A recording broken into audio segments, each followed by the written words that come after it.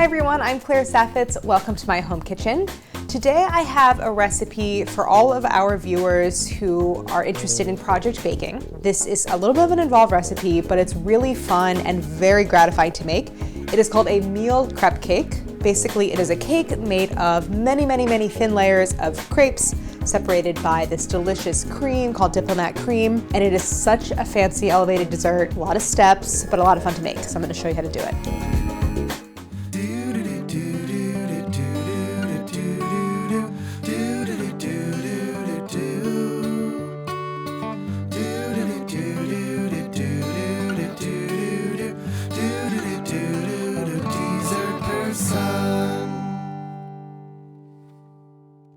The first time I ever encountered this cake was in New York. There's a pretty well-known bakery called Lady M, and they are really known for this very special kind of cake that's not really a cake. I mean, it sort of is if you consider a cake layer a crepe. It is a very special cake, a lot of work, a lot of steps, so definitely like a special occasion kind of thing. Lots of layers. Not quite 1,000, but a lot. This is one of those recipes where you look at everything and you're like, where is the cake, kind of, because it's the same ingredients repeated so many different times, but they really transform in this really cool way. So I have stuff for the crepes on this side and stuff for the cream filling on this side. The cream filling is this style of cream called a Diplomat cream, which is a kind of modified pastry cream. There's some gelatin and some whipped cream, but we'll get to that. So for the crepes, I have some whole milk, all-purpose flour, sugar, butter. This stick of butter is going to go in the batter, and then this butter over here is for cooking the crepes. Then I have some kosher salt. I have 5 large eggs. I'm going to brown the butter, by the way, so it's a brown butter crepe. For the Diplomat cream, I have some egg yolks, some unsalted butter, cornstarch, that's a thickener, sugar, gelatin. So this cream is stabilized by gelatin and the cake is chilled, so that's very important. More kosher salt, a vanilla bean, some heavy cream, and some whole milk. This is sort of a great example of the transformational power of baking and pastry, because all of this is going to become this like very elegant dessert. So special equipment. You do need actually quite a few special tools for this recipe. You'll need a blender for the crepe batter. You could do it by hand. It's much easier with a blender. I have a strainer, 2 bowls, which I'm going to use repeatedly. Offset spatula is very useful here for assembling. Behind me, I have a small saucepan, which I'm also going to use a couple different times. I have a 10-inch non-stick skillet. This is my Made in CeramiClad non-stick skillet. I have wooden tongs, which is really helpful for making crepes. I have a kitchen towel and a little parchment paper. That's for making the crepes and keeping them, preventing them from drying out. And a 1/4 cup measure, which is useful for portioning both the crepe batter and the cream when I'm assembling. Before I get into the recipe and start cooking crepes, I want to thank Made In for sponsoring this episode. You've seen me use Made In's stainless clad and carbon steel line of cookware, and I'm very excited to introduce to you their CeramiClad line. This is a non-stick line of cookware that they spent years developing, so it is a major cut above all of the other ceramic cookware that you see. It's super durable. They went through rigorous testing to make sure that it wasn't going to chip or flake into your food. And what I love about it is the thought that went into the design. So you can see that the rim is stainless without any coating, so if you bang a utensil, you put a lid on, you're not going to chip it. The CeramiClad line uses the 5-ply construction that Made In is known for in their stainless line and applies a ceramic coating to it. It's made in Italy and the United States. I'm so excited to cook in it. Things like omelets, frying eggs, those extra tricky dishes that really need a very non-stick coating to execute successfully. Crepes being one of them, so I'm going to use it in this episode. And it's really just a pleasure to cook in. Food slides right out, and I'm very confident that there's no harmful chemicals getting into my food because it is a natural ceramic coating. So I want to thank our friends at Made In. If you want to check out the entire line of CeramiClad, stainless, and carbon steel cookware, go to madeincookware.com and go to the link in the description below for a discount off your order. Professional note, I'm about to use a metal utensil on this cookware. I don't recommend it. It's really going to guarantee that your coating stays scratch-free and non-stick for as long as possible. I'm going to be very gentle, but don't do what I do. And after this, no more. Ready? Crepe cake batter, take 1. One thing I said to Cal when I was reading Jurassic Park is that the character of Ellie is so much less interesting in the book than in the movie. She's just kind of like background in the book. Laura Dern's the best. Yeah. So I have a stick of butter, 4 ounces. 8 tablespoons, 113 grams. And browning butter, it's basically cooking the butter, driving off all of the water, at which point the temperature climbs. Eventually it gets hot enough that the milk solids in the butter start to caramelize and turn brown. So I'm gonna have it just above a boil, really, kind of between a simmer and a boil. With browning butter, you wanna just maintain like motion in the saucepan. Keep it stirring, and that's gonna help to prevent the sputtering. It's also going to prevent the milk solids from sticking to the bottom of the saucepan. So I like to keep it moving and really kind of scrape around the bottom and sides. The way that you know that you're close, the mixture will start to foam. Then I'll turn down the heat, because if you brown butter really high and the heat is still high or even medium high when it starts to brown, it can then very easily cross over into burned. I'm gonna dial my heat down. And that's because I wanna leave it in the saucepan to kind of like continue to deepen in color. If you brown your butter and you're like, this is the perfect point, but it's still really hot and you're worried about it burning, just transfer it to a bowl, get it out of the hot saucepan, and then it won't take on any more color. But here I'm just gonna let it sit here in the saucepan and kind of deepen in color. So I'm gonna kill the heat and just let it kind of sit here and carry over. I'm gonna put together the rest of my crepe batter. I'm gonna start with my milk. This is 2 3/4 cups of milk. It makes quite a bit of batter because I want to cook somewhere in the ballpark of 20 crepes. Now I'm going to add 5 large eggs. Then I'm going to add my sugar. This is 6 tablespoons of sugar. The crepes themselves are not terribly sweet. There's really just enough sugar to give them like browning abilities. All right, so I need a teaspoon of kosher salt. I'm going to add my 1.5 cups of flour. This is a very, very eggy crepe batter. It has way more egg content than flour content, because to me the point of this recipe is like it's all about the texture that you get from eggs and manipulating eggs and pastry. Just makes them really delicate. So I'm gonna blend this with my hand blender.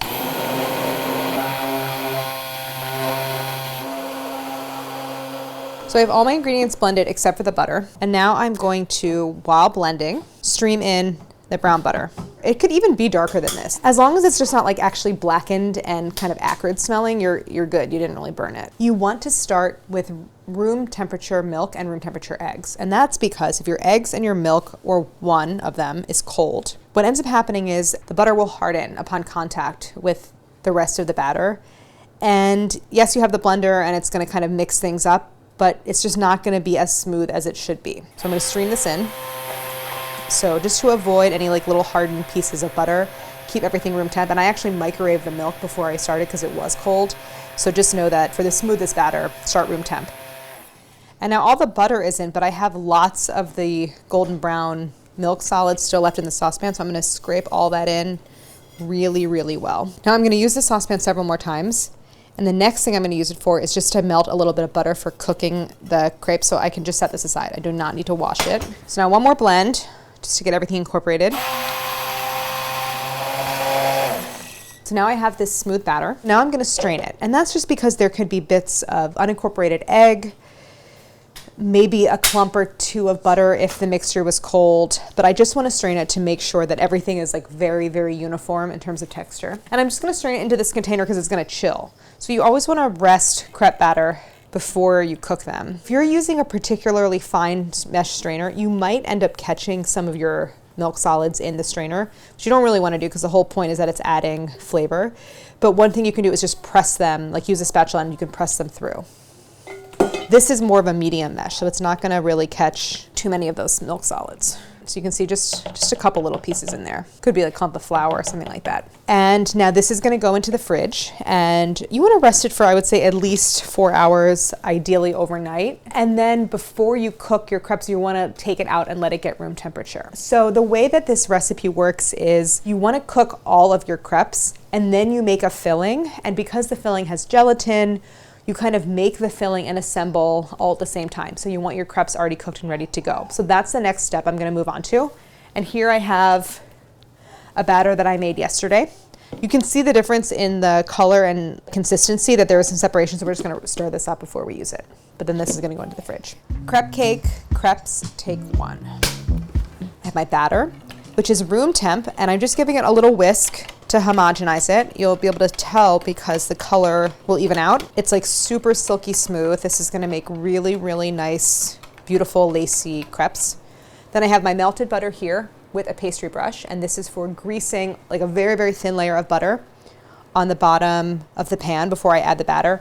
And that's gonna help because when the crepes come off of the pan, I'm gonna land them here on my parchment. I have a kitchen towel for covering them.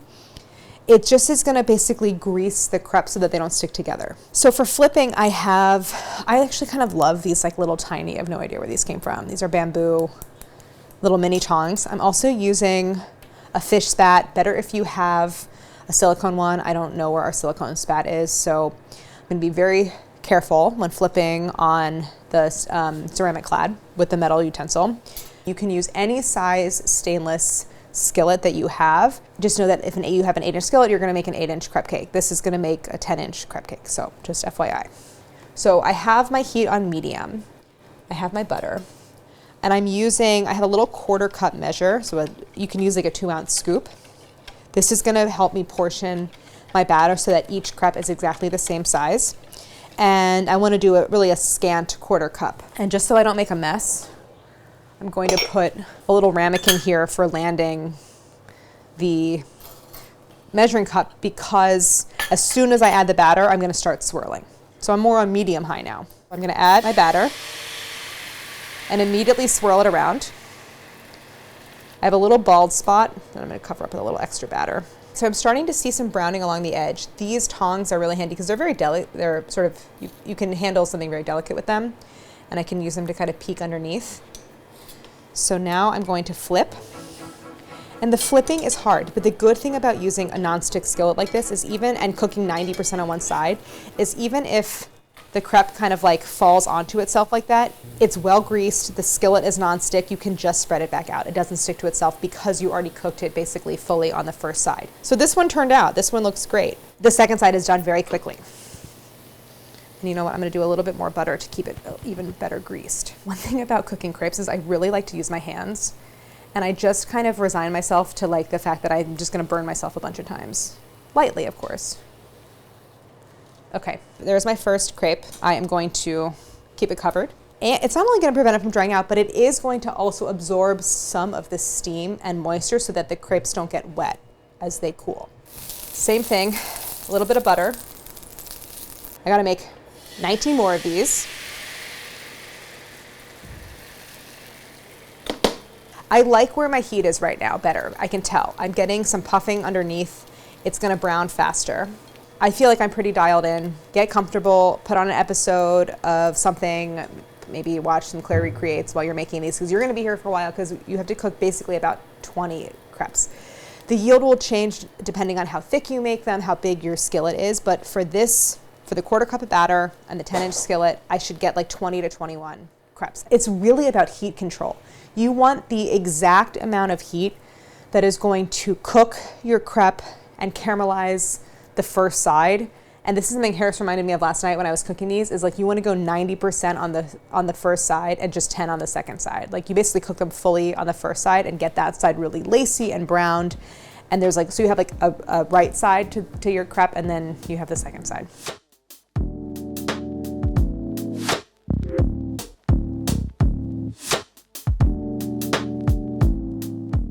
What a beautiful stack of beautifully caramelized crepes. So I'm actually gonna set these aside and stick them in the fridge. You don't wanna let them go for more than really 24 hours because they can start to stick together and just kind of be more difficult to handle, but you could make them ahead of time for sure. So the most common filling for any kind of meal crepe cake is like some variation on pastry cream. And so Diplomat cream is pastry cream that is lightened with whipped cream and set with gelatin. And it's really the perfect consistency to make a filling for your crepe cake, and is very stable because of the gelatin. So the first step I'm gonna do is soften my gelatin. I have 2 tablespoons of cold water. I'm gonna pour it into this little ramekin. Then I have a teaspoon of powdered unflavored gelatin that I'm going to sprinkle over. I'm not gonna stir. I'm gonna very sort of evenly and carefully sprinkle it over the water. The cold water is gonna hydrate and soften the gelatin so that I can melt it into my hot pastry cream. So that's just gonna sit off to the side while I assemble everything else. I'm starting with yolks. I have 5 yolks. For how complicated this recipe is, or just for how many steps there are, I like to streamline it as much as I can. So I'm actually starting by mixing everything in the saucepan, and then I'm gonna cook everything and bring it up together. So I'm adding a half a teaspoon kosher salt, half a cup of sugar, and a quarter cup of cornstarch. So I want to whisk all this together really, really well. I'm going to start slowly, and it's going to seem like a lot of dry ingredients for the amount of yolk. But as you continue to whisk, it's going to thin out a little bit. It's just kind of like buttercup yellow. I want to keep mixing and working it, sometimes I do it like down here, until it's very, very light and pale. And one thing that you want to take care to ensure is that you don't have this yolk mixture kind of trapped around the sides of the saucepan. So I'm using the spatula to kind of scrape and get in there. Maybe for just another minute or so, and it's going to get very kind of light and pale. So see how it's lightened quite a bit? Now I'm going to whisk in my milk. This is 2 cups of milk. I'm going to whisk in just a little bit at first, just to start to dissolve that yolk mixture. The milk is room temp. It doesn't really have to be. It will cook more quickly if you're starting at room temp, but it's okay if it's cold. All right. So once you have everything well incorporated, you can just add the rest of the milk. And again, I'm going to go in with a spatula and try to loosen and dissolve any yolk mixture that's trapped around the sides. It's really about getting into that space where the bottom and the sides meet. So now I'm going to add my vanilla bean. You could infuse it with coffee or like tea, like an Earl Grey or a jasmine tea. I'm using vanilla. I'm going to take my vanilla bean and I'm going to split it and scrape it. And I'm also going to throw the pod in. This is half a vanilla bean, which is plenty of vanilla flavor. I'm not making a huge volume of pastry cream.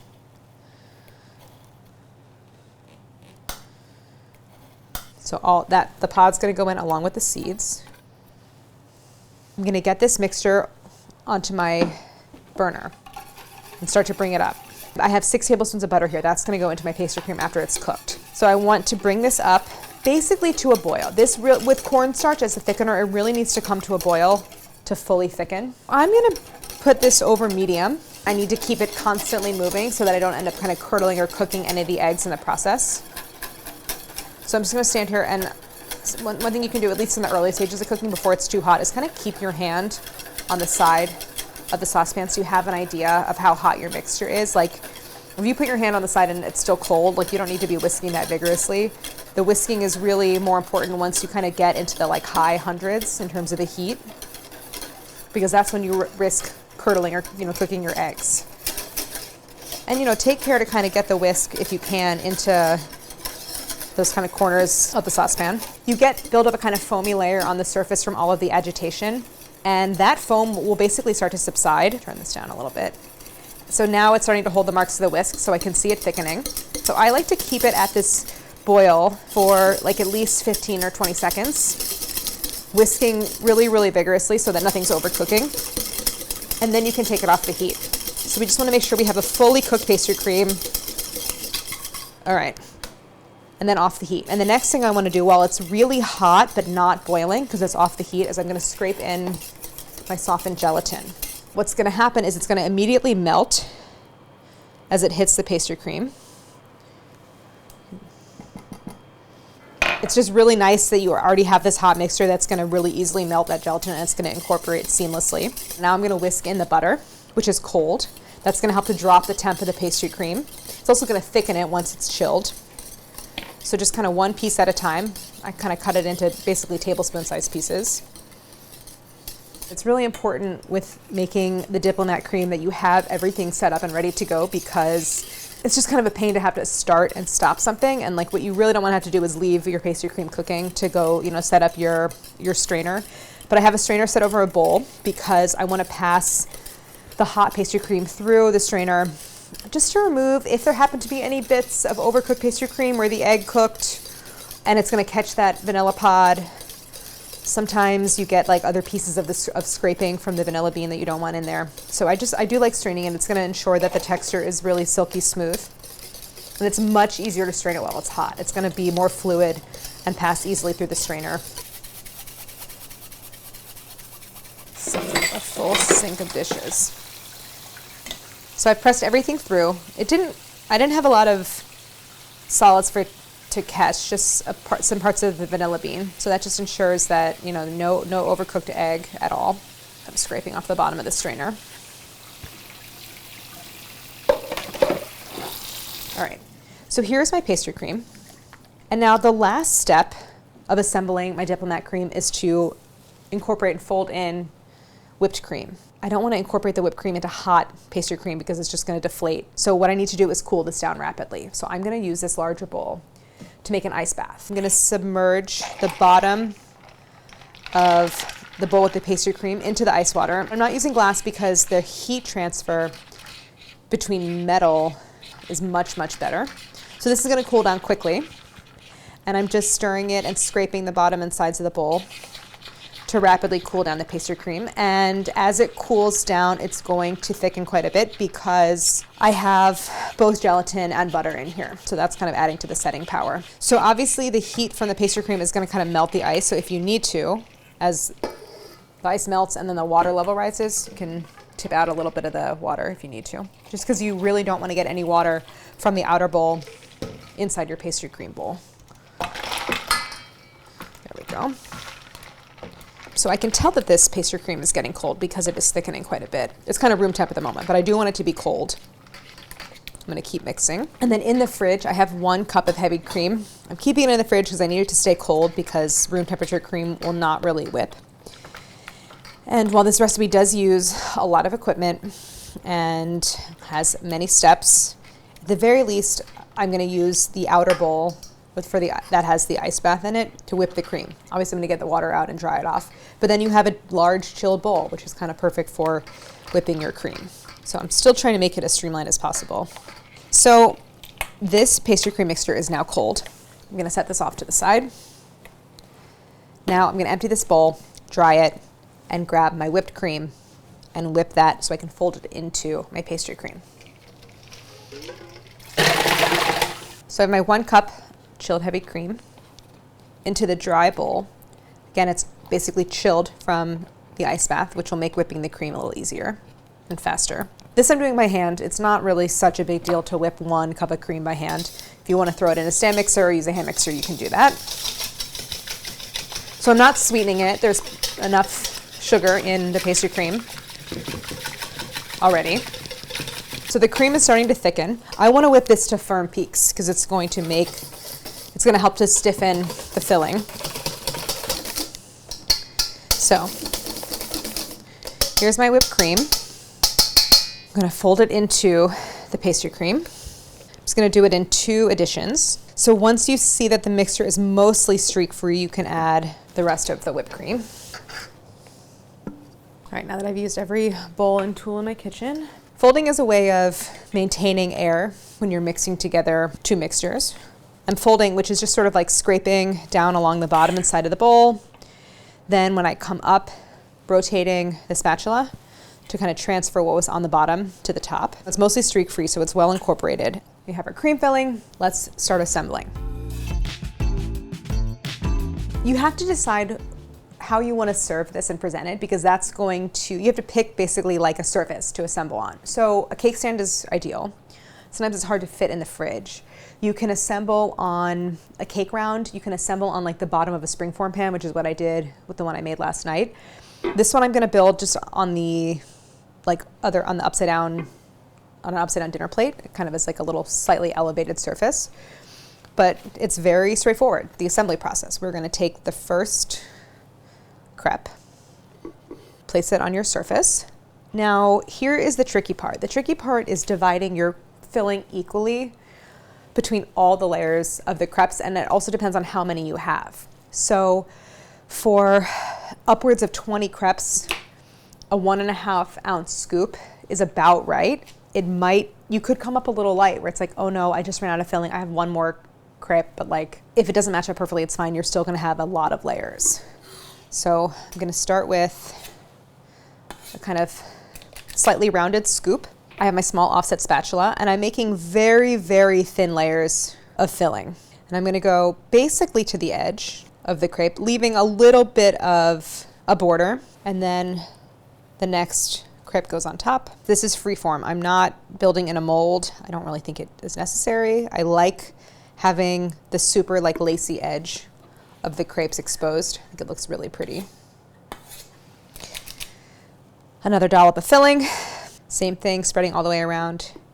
An offset spatula makes this a lot easier, but if you don't have one, I guess you could use like the back of a spoon maybe, or a butter knife. I'm leaving a little bit of edge just because I like the ruffly look, and it's not gonna always line up perfectly with the one on top. I mean, I'm not leaving much of a border, maybe like a 1/4 inch or so. But also what you can do periodically is kind of like press down gently on the top of the crepe, and the idea is to sort of prevent like a doming in the center, because the edges of the crepes are thinner than the center. So when you press down, it does also help to sort of push the filling out a little bit. Okay, so third crepe goes down, my heaping scoop, and I'm just going to continue the spreading and stacking process until I've used up either all of my crepes or all of my filling, and hopefully they happen at the same time.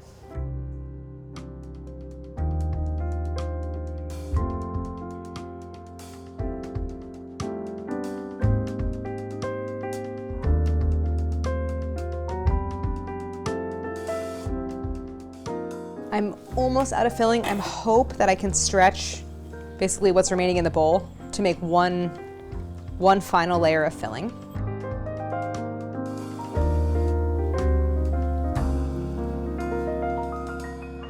All right, so I mean, it was kind of luck, really, that I have just the right amount of filling. So if you have fewer crepes, you can be a little bit more generous with the filling, or you'll just have a little bit of filling left over, which is what happened to me last night because I didn't have quite so many pancakes.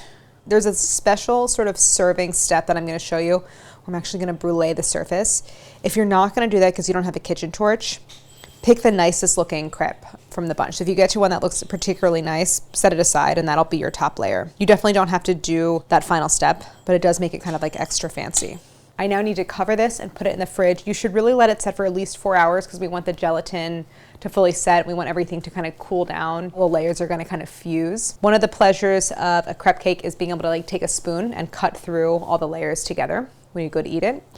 So this just needs to chill out, and I'm going to grab the one that I made last night and has been setting up in the fridge and show you how to finish it. So here's the one I made last night. This one is not as tall as the crepe cake I just assembled because it has fewer layers. I think part of why my yield was a little smaller is I tilted the skillet a little bit more, so my pancakes are also a little bit just larger as far as the diameter. So I'm going to put it on my cake stand. Harris was using this. I hope it has some gas left in it. All right.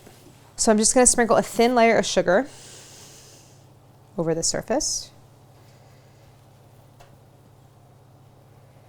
Thin and even, that's important. We're going to brûlée it.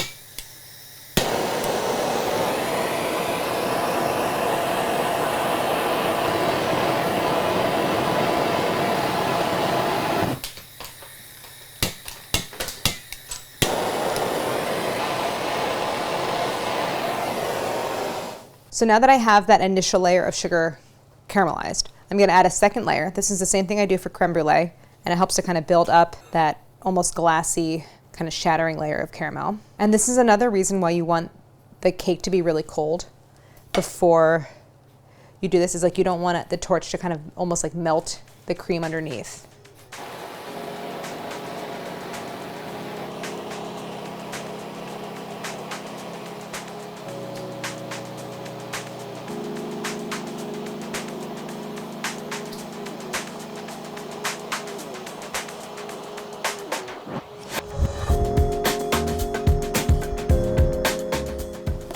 Here's the nice crackly sugar on top. So I'm using a serrated knife to kind of help get through all those layers. I'm especially excited to see the kind of cross section of the slice. Looks pretty good, right? So you can imagine that the one that I just set up and stuck in the fridge is going to look even better because it has even more height. But I mean, 19 crepes separated by 18 layers of filling plus a crackly sugar top is pretty impressive. So here I'm using a spoon. And I love that like soft, smooth, clean cut through all the layers. The crunchy top is so key. because it does give you that textural contrast between the like very silky, smooth filling and crepes that on their own are still going to be delicious, but like with just that little bit of crunchy top is so satisfying. One thing I love about it is it comes together with not that many ingredients. It really represents the kind of transformation that I love about baking, and it is definitely greater than the sum of its parts. You get this really special dessert. Really, it's about having the right equipment and the patience to make it all. So make sure you have a really good non-stick skillet, like the Made in CeramiClad. It's going to make your life much easier. And if you want to check out Made in CeramiClad line along with all their other cookware, you can go to the link in the description below, get a discount on your order. I want to thank Made in for sponsoring this episode. The crepe cake is kind of one of those like crowning achievements of baking, and I love a project every once in a while, so this one is really fun. And if there's anything else you want to see on Dessert Person, let us know in the comments below. And thank you for watching, and don't forget to like and subscribe.